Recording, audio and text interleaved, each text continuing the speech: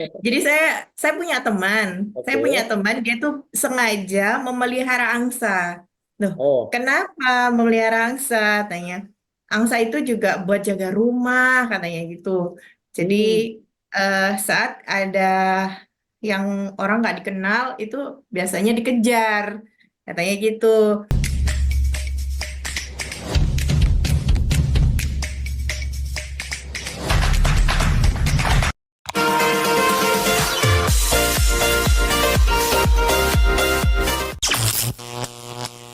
Assalamualaikum warahmatullahi wabarakatuh. Selamat pagi Bapak Ibu semua, khususnya aktivis Komet dan juga Bapak Ibu guru semua di seluruh Indonesia. Jumpa lagi di Komet Talks. Kayaknya udah lama banget ya kita nggak jumpa di Komet Talks. Dan sudah lama banget ya karena memang banyak aktivitas-aktivitas guru-guru yang mungkin belum bisa sempat mampir di Komet Talks ya. Nah, ini ada kabar bagus nih pada pagi hari ini kita akan jumpa lagi di Komet Talks dan kebetulan kemarin juga kalau teman-teman aktif di Komet itu ada lomba LCMP ya, lomba cipta media pembelajaran. Nah, di sana banyak variannya, kan mungkin salah satunya dari Bapak Ibu guru yang menyaksikan Kometos juga ikut ya. Nah, Kometos kali ini dan akan ke depan kita akan menghadirkan para juara-juara nih ya, juara-juara ACMP yang ada di Komet Pusat dan nanti kita akan menggali, kita obrolkan apa sih yang dapat kita dapatkan ilmu-ilmu dari para juara itu ya. Jadi kalau saya amati kemarin sangat luar biasa. Kalau saya lihat itu wah juaranya oke-oke banget ya. Dari Bapak Ibu boleh dong dilihat di YouTube kita ya. Ada beberapa yang video-video yang sudah kami upload ya. Dan ke depan memang dari 20 besar kita nanti akan upload semua ya. Harapannya memang dari Bapak Ibu guru semua yang mengajar nanti bisa terinspirasi. Baik di sana ada video pembelajaran, di sana juga ada cerita anak, juga bergambar dan keren-keren banget ya.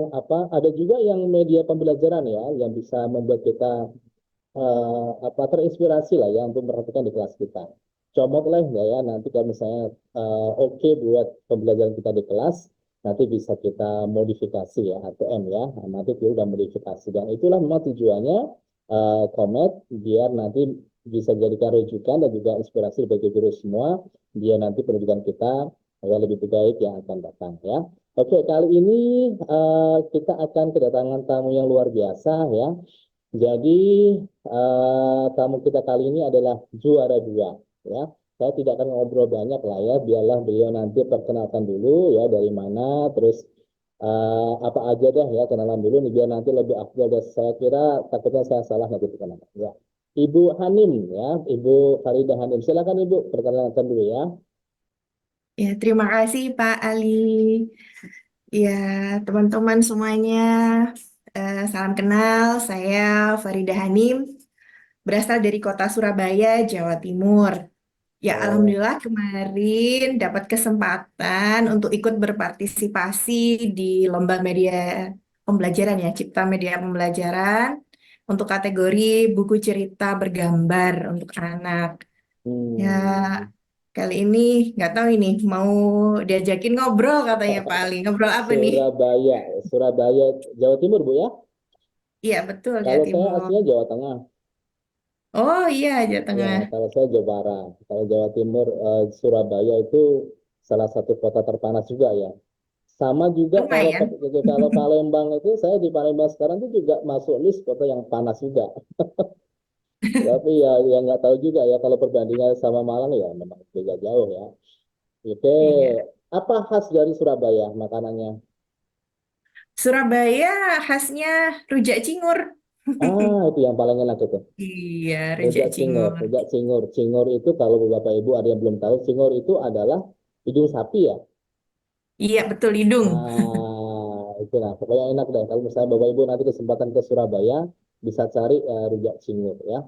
Jadi Bu Farida, kali ini kita akan Ya, ngobrolin tentang karya Ibu yang kemarin berkesempatan menjadi juara dua, benar ya? betul. Nah, Alhamdulillah. juara dua. Terus kita cari info dulu deh. Infonya dari mana tuh kemarin kok bisa ikut LCMP? Ceritanya gimana? Ceritanya tuh kemarin kita kan kebetulan saya penulis buku cerita anak. Oh, memang ini ya, Iya, original penulis benar ya? Oke, oke. iya Ah, kebetulan. kebetulan memang profesinya itu. Kemudian kan kita kan ada ya namanya sesama penulis kan, kita punya komunitas gitu lah. Komunitas Hmm. bukan resmi juga, maksudnya ngumpul-ngumpul gitu. Ngumpul-ngumpul Mm-mm. gitu. Kemudian ada salah satu teman guru, kebetulan beliau juga penulis, itu memberi info, ayo ikut yuk, mumpung dibuka kategori untuk umum, katanya gitu. Jadi Hmm. sudah, awalnya sih di info itu sekilas, wah ini sepertinya nggak bisa kekejar waktunya. Karena pada saat itu juga sedang mengikuti acara yang lain, eh, deadline naskah yang lain. Cuman kok Hmm. alhamdulillah waktu itu Hamin berapa ya? Eh sekitar seminggu sebelum penutupan, Oh, iya seminggu sebelum penutupan kok teringat lagi. Sebelumnya udah lupa, udah lupa terus akhirnya teringat lagi. akhirnya bisa dikejar ya. Alhamdulillah, alhamdulillah Ah, eh seming sekitar 10 hari lah, 7 sampai 10 harian agak lupa saya. Intinya itu terus akhirnya coba saya bikin kemudian kebetulan kan putri saya kan juga ilustrator. Jadi oh, oke ya oke. putri saya saat ini SMA kelas 10. Jadi saya minta tolong ke putri saya, Dek, Mama ini apa mau bikin buku cerita untuk lomba komet nih, bisa nggak dibantu buatin ilustrasinya gitu. Oh, Jadi keren ya. jadi begitu sudah bikin ceritanya, kemudian putri saya bantuin untuk bikin ilustrasinya. Alhamdulillahnya masuk 20 besar dan jadi juara 2 deh. Terima Wah, kasih. mantap ya, itu juara dua ya. Tapi sebelumnya memang kalau nulis buku sebelum-sebelumnya, apakah memang pakai ilustrasi atau gimana, Bu? Atau biasa aja? Tergantung. Jadi Hmm. tergantung tujuannya, sama tergantung penerbitnya juga. Jadi kalau Oh, ada penerbit yang hanya meminta naskah, jadi hanya naskah saja tanpa ilustrasi. Namun ada juga penerbit yang udah meminta lengkap dengan ilustrasi. Jadi kita kirim dummy gitu, sudah jadi buku seperti itu. tapi kok benar ya, jadi sang buah hati ini ilustrator, ibunya juga penulis, jadi bisa kerjasama gitu ya. Alhamdulillah. Karena memang beberapa kendala seperti ini, Bu Farida. Kendalanya itu ada yang bisa nulis biasa aja ya, cerita anak biasa gitu. Ya ada ilustrasi, ya biasa kayak gambar. Jadi kesulitan mereka tuh, saya biasa nulis gitu. Tapi ilustrasinya apakah bisa dibantu atau tidak. Tapi kendalanya seperti itu ya. Ada beberapa yang memang tidak itu, kendalanya di situ sih. Tapi kebetulan Ibu Farida, ini buah hatinya, ini ilustratornya gitu. Ya, Dan alhamdulillah. kekejar 1 minggu ya, luar biasa nih. 1 minggu sudah kejar itu. Kebetulan. Oke. Jadi kemarin judulnya apa? Saya Judulnya Main Bersama Lebih Seru. Oke, main bersama lebih seru. Oke, tadi sudah dikirimkan ke saya untuk ini ya, bentuknya ya. Boleh deh kita sharingkan dulu untuk karya Ibu Anim ya. Oke, kayak gini Ibu ya. Iya, betul. Nah, ini Bapak Ibu sekalian, ini adalah karya dari Ibu Faridah Hanim. Dari ilustrasinya juga dari Lampu Hati, wah cantik banget ya. Wah keren ini. Hmm, oke, ini ilustrasinya Iya. biasanya pakai aplikasi apa Ibu? Kalau putri saya pakai Clip Studio Paint. Oke. Iya, jadi eh saya membuat naskahnya, naskah alur ceritanya berikut juga dengan panduan ilustrasi. Jadi putri saya Hmm, membuat ilustrasi berdasarkan panduan yang saya berikan gitu. oke, oke. Jadi inspirasinya dari mana ini? Inspirasi ceritanya Hmm. itu sebetulnya inspirasi ceritanya itu dari pengalaman dulu sih. Jadi pernah dikejar angsa saya tuh. Oh, jadi pengalaman masa kecil ya. Itu Iya. angsa ya. Jadi Itu angsa memang sebenarnya ini apa hewan yang cantik ya, tapi untuk sebagian memang mengerikan. jadi saya punya teman. Saya punya Oke. teman dia tuh sengaja memelihara angsa. Loh, Oh, kenapa memelihara angsa? Tanya. Angsa itu juga buat jaga rumah, katanya gitu. Jadi hmm, saat ada yang orang nggak dikenal, itu biasanya dikejar, katanya gitu. Nah, oh, saya kan memikirkan, bikin buku cerita anak, apa ya tokohnya yang sekiranya itu dekat dengan anak, yang hmm, mudah ditemui, intinya gitu. Jadi saya pikir, oh ya udah deh angsa aja, karena pertama saya ingin memberikan nilai, maksudnya itu mengajarkan kayak, saya mau bikin pesan apa ya, gitu. Saya mau buat ngasih pesan apa di buku ini. Nah, dari pesan itu kemudian saya mencari tokoh yang sesuai. Seperti itu. Jadi saya pikir hmm. angsa tidak terlalu sulit ya untuk anak-anak Dan menemukan. juga akrab dalam kehidupan kita sehari-hari ya. Betul. Ha, ha. Eh, dan tokoh yang lain di situ kan ada bebek, ada Hmm, domba, ada kelinci. Di mana kalau berupa picture book itu kan memang lebih dominan di gambar, dominan daripada di teksnya. Dan saya memilih karakter itu supaya menarik gitu, menarik perhatian anak-anak oke. itu. Bu Khalida, kenapa tertarik menggunakan buku cerita gambar ini? Kira-kira kelebihannya apa sih dengan buku cerita lain itu yang ada gambarnya itu? Kelebihan buku cerita bergambar. Ya. Kelebihan buku cerita bergambar ini kan karena yang pertama dia dominan gambar. Hmm, Otomatis di situ kita membacakannya kan gini, anak-anak itu ada yang membaca mandiri, ada juga yang dibacakan, tergantung oke. tingkat usianya. Nah, di dalam buku cerita bergambar itu kan naskah itu kan dibuat seefektif mungkin. Jadi dengan kalimat yang pendek, tidak terlalu panjang, tapi bisa menyampaikan pesan. Harapannya adalah saat membaca buku cerita bergambar itu, yang dibaca bukan hanya teksnya, tapi Dan ada juga gambarnya ya. gambar yang disediakan. Jadi kalau di buku itu lebih ke pembelajaran emosi ya. Kalau dilihat di karakternya itu ada karakter marah, saat marah, Hmm, raut ekspresinya bagaimana, saat sedih, kemudian saat dia senang, seperti itu. Jadi kelebihannya buku cerita bergambar adalah kita bisa mengeksplor lebih banyak daripada teks yang tercantum di sana, ya, begitu. kadang anak seperti ini ya, kalau kasih buku yang nggak ada gambarnya, teks semua itu kadang dia juga malas membaca gitu ya. Tapi kalau dia membuka buku langsung ada gambarnya tuh, wow, keren gitu ya. Paling tidak mungkin bisa memancing anak untuk membaca, meskipun teks-teksnya itu agak pendek gitu.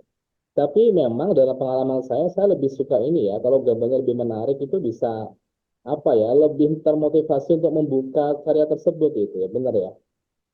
Iya, betul. Jadi bisa kayak gini nggak? Kalau gambarnya lebih menarik, itu kalau gambar itu pengaruh nggak tuh? Bisa begini ceritanya itu lebih menarik. Kadang dia variasi gambarnya dan karya gambarnya itu kurang gitu. Apakah bisa mengurangi nilai nggak kayak kayak gitu ya? Kalau untuk membaca anak itu.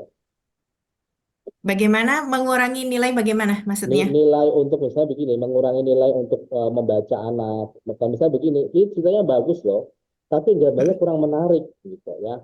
Oh, Jadi, gambar, pengaruh gambarnya. iya, Pengaruh gambarnya tentu insya Allah itu pengaruhnya besar ya. jadi Karena magnet juga ya. betul, karena kan ada anak itu yang tipe visual juga ada. Jadi maksudnya belajarnya tipe visual. Anak-anak Ya, yang tipe visual ini otomatis dia akan lebih terfokus ke gambarnya. Dia akan mengamati itu secara detail. Saya ada cerita, hmm, hmm, ada seorang anak eh, baru aja kemarin nih kejadian. Jadi hmm, dia melihat sebuah sampul buku, hmm. gambarnya itu lutung. Nah, Oh, ibu lutung itu warnanya hitam, tapi dia menggendong bayi lutung warna merah. Betul, itu eh, sebelumnya itu saya nggak terpikir, tapi begitu anak kecil tuh ngelihat, oh ini kenapa ibunya warna hitam, anaknya warna merah, ada apa? Kenapa? Begitu. Jadi ya.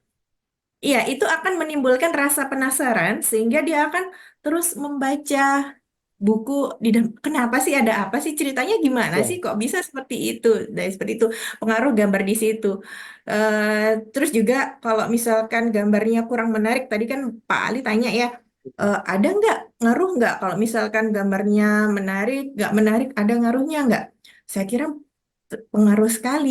Bagaimana kalau benar-benar. misalkan misalkan cerita itu, misalkan itu cerita gembira, tapi gambarnya tidak merepresentasikan bahagia, itu kan jadi, loh, Ya, ini gimana ya, benar saya seperti itu. dan kayak kayak cerita lucu tapi gambarnya lebih mengerikan gitu ya. Jadi tidak Ya, ada magnetnya ya. itu bisa Jadi jadi. benar ya. Ya, Jadi hari ini kita juga belajar Bapak Ibu guru semua ya. Jadi gambar itu bisa membuat magnet orang untuk membaca. Tapi seperti tadi ya digambarkan Ibu Farida bahwa kayak misalnya lutung hitam yang diambil adalah yang digendong adalah anak yang berwarna merah. Jadi kalau orang berpikir, "Ah, ini kayak persepsi negatif ini bayinya siapa yang diambil?" Jadi akhirnya pada waktu pertama dia gambar kayak gitu, hanya ada saya penasaran apakah benar sinkron dengan gambarnya dan juga sama isinya. Itu kalau persepsi orang dewasa ya. Tapi kalau anak-anak, saya juga penasaran nih, gimana sih ceritanya akhirnya dia membaca membaca bukunya itu menjadi magnet ya. Oh, saya juga nggak terpikir kayak gitu ya. Saya biasanya baca buku-buku yang tebal gitu ya, banyak tulisan ya. Tapi sesekali memang saya membelikan anak saya untuk buku-buku yang gambar itu dan memandu mereka untuk read aloud dan sebagainya. Dan saya kira memang sangat menarik ya kita mengamati anak untuk berekspresinya, terus mereka bertanya terus tentang apa kontennya. Dan saya berpikir seperti ini malah Bu Farja benar kali. Jadi sih nanti bisa konfirmasi bahwa pembacaan seperti ini orang tua sama anak gitu ya itu bisa mendekatkan emosional dan juga bisa malah lebih banyak ya kita apa ya komunikasinya sama anak daripada hanya sekedar membaca gitu ya. betul, betul sekali. Komunikasinya akan terbangun lebih banyak dan cerita yang tercipta itu juga lebih banyak lagi. Iya Jadi benar di luar isi buku ya. betul, di luar naskah buku, dari gambar itu nanti bisa muncul cerita baru lagi gitu. Dan itu memang apa ya diharapkan orang tua yang memberikan buku ini tidak hanya sekedar ngasih ke anaknya suruh baca sendiri ya. Saya kira itu bukan hal yang menarik lagi, tapi ayo kita baca bareng gitu ya. Apa sih isinya? Gitu. Oke Bu Farida, kita kembali ke bukunya tadi. Eh, Nilai moral apa yang kemarin yang ingin disuguhkan dalam cerita itu untuk pembaca? Kemarin itu kan ceritanya itu kan tentang angsa yang tidak mau bermain bersama teman-temannya. Oke. Jadi alur ceritanya itu angsa, tokoh utamanya kan si angsa nih, namanya Saga, angsa Hmm. gagah. Jadi Saga. Jadi dia menemukan tempat bermain baru di dekat rumahnya. Kemudian dia ingin menguasai tempat bermain itu. Teman-temannya nggak boleh ikutan main di situ. Ada temannya datang, diusir. Nah, ini salah satu alasan saya memilih karakter Angsa. Kenapa? Karena Angsa itu kan kalau misalkan nggak suka akan apa ya istilahnya, kalau di Jawa itu namanya disosor, apa Oh ya iya itu, ya, dikejar itu ya ya. kayak diseruduk gitu ya. Iya, itu. Nah, ketika teman-temannya datang ingin bermain bersama, kemudian diusir, dia Mm-mm. awalnya senang. Wah, aku bisa bebas main, menguasai teman bermain ini sendiri. Tapi kemudian di akhir-akhir dia mendapatkan kesulitan, kakinya terjerat. Kemudian dia berteriak, nggak ada yang nolong. Orang temannya datang habis diusir, gitu kan? Oke. Jadi saya ingin menyampaikan ke anak-anak hebat sekalian itu bahwa kita itu bisa saling sharing. Jadi main bersama itu lebih seru karena Hmm. kalau main bersama kita bisa senang-senang bersama, kita bisa saling berbagi, kita bisa saling menolong jika ada menemui kesulitan itu. Nanti bisa ada yang nolong. Tapi kalau misalkan bermain sendiri, tidak ada temannya, mungkin pertama itu terasa asik hanya sebentar saja. Ya. Tapi berikutnya pasti pasti akan merasakan sepi gitu. Jadi Mm-mm. saya ingin menyampaikan itu. Kemudian yang pesan yang kedua adalah kita nggak boleh apa ya? Kita nggak boleh semena-mena. Jadi kita harus toleransi ke teman. Misalkan itu kan teman tampan bermain ya. Teman mau pakai mainan, oke, ayo kita pakai bergantian. Jadi ya nggak dikuasai sendiri seperti itu. Oke, itu sangat klop dengan keadaan anak-anak zaman sekarang ya. Dia anak-anak kadang lebih suka individualis juga. Jadi dia lebih suka sama gadgetnya itu malah menumbuhkan rasa-rasa individualis daripada kerjasama. Gitu. Kadang kita begini ya merindukan permainan tradisional gitu ya. Dari pesan-pesan kayak gitu saya kira memberikan nilai kepada anak bagaimana sih kita berkolaborasi kembali, kita bersosialisasi kembali agar nanti memang kalau kita memang membutuhkan bantuan seseorang, kita tahu nih, oh selama ini kita dekat sama siapa, dia juga akan kita bisa mintain bantuan gitu. Kalau misalnya kita individualis, itu biasanya juga nggak kerja sama-sama kita itu ya. Nah, Iya. inspirasi dari itu, apakah memang berangkat dari fenomena anak-anak zaman sekarang atau gimana itu? Inspirasinya sebetulnya apa ya?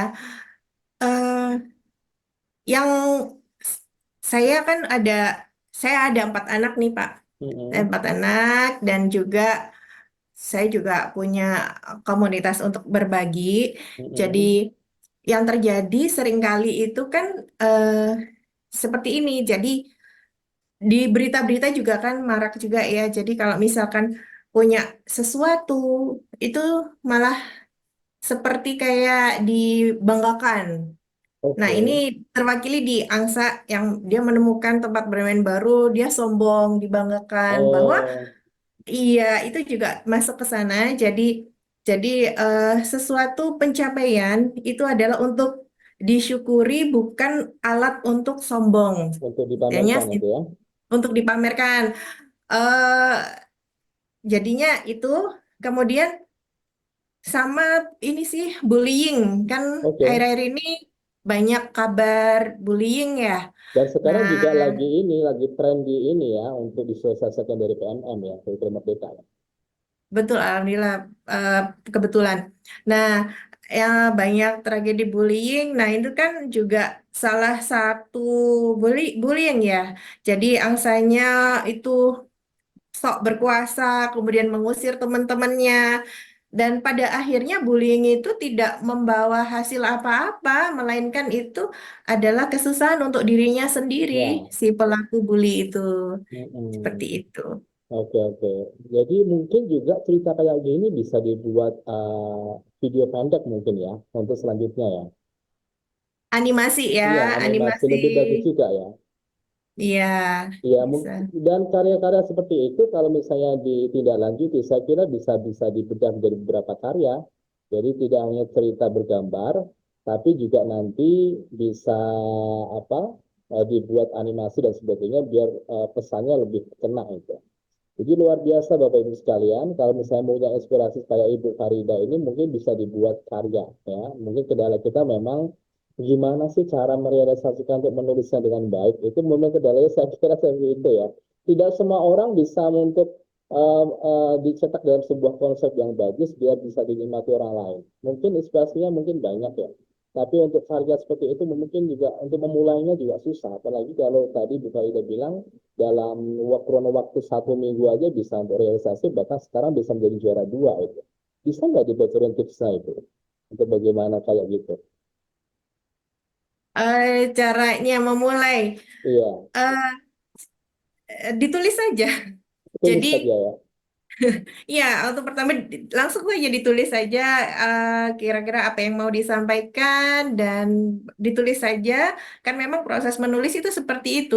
Tulis saja apa yang ingin disampaikan, kemudian biarkan dulu beberapa jam, kemudian cek lagi barangkali ada yang mau diubah, kemudian biarkan lagi, tunggu 1 2 hari, Hmm? kemudian cek lagi.